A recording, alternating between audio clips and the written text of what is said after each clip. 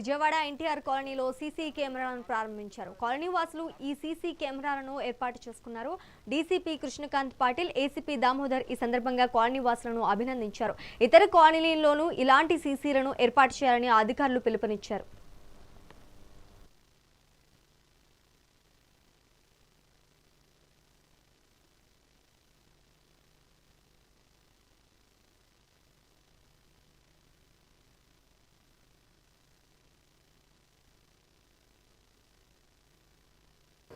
ఇక్కడ మీరు చూస్తున్నట్లయితే మన ఎన్టీఆర్ కాలనీ, ఇంకా మన వెటర్నరీ కాలనీ, ఇక్కడ ఉన్న లోకల్ పీపులే వాలంటీర్గా వచ్చి ఒక 52 కెమెరాస్ పెట్టడం జరిగింది.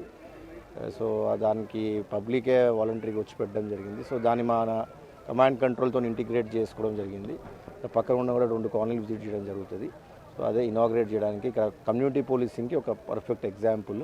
సో ఈ సీసీటీవీ వల్ల వచ్చే బెనిఫిట్స్ ఏంటి, వాళ్ళకి ఎలా హెల్ప్ఫుల్ అవుతుంది, అదేవిధంగా మనం సైబర్ ఫ్రాడ్స్, డిజిటల్ అరెస్ట్ ఎలా జరుగుతుంది, అవి ఎలా ప్రివెంట్ చేసుకొని ఒక అవేర్నెస్ కూడా కండక్ట్ చేయడం జరిగింది. Thank you.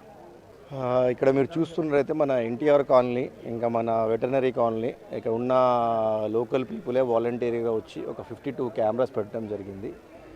సో దానికి పబ్లికే వాలంటీర్గా వచ్చి పెట్టడం జరిగింది.